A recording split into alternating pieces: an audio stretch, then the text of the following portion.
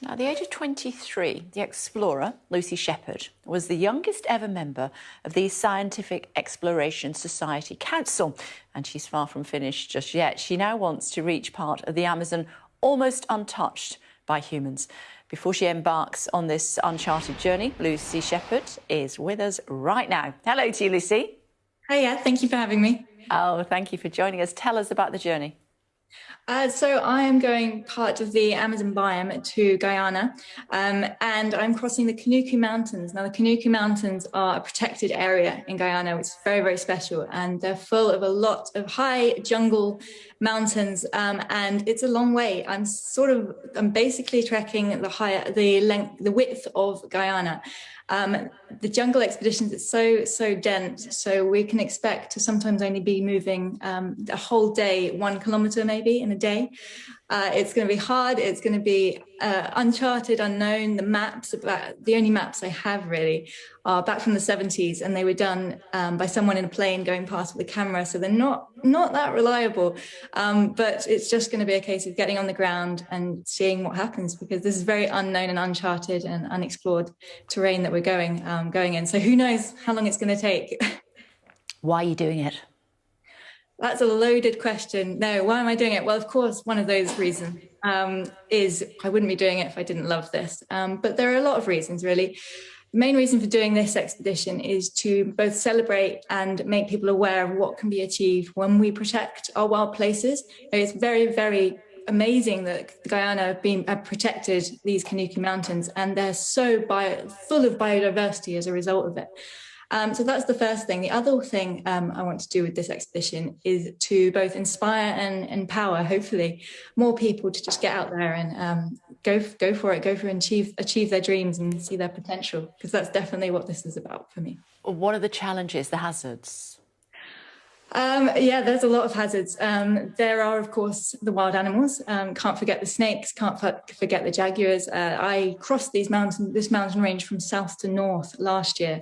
A much shorter journey, but it gave me a taste of what's to come.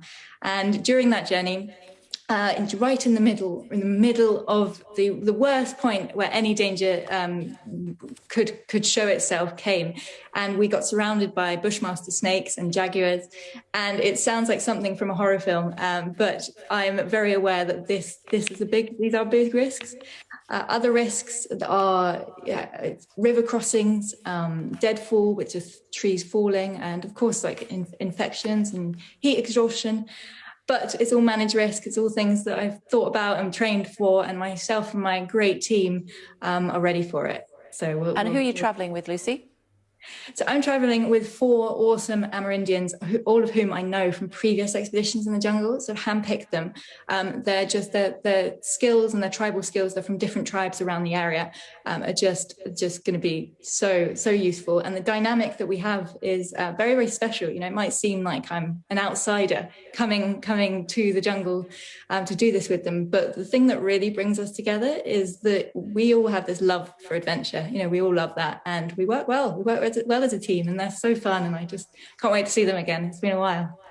Yeah. And if you get into difficulty, how difficult would it be to get back to civilization?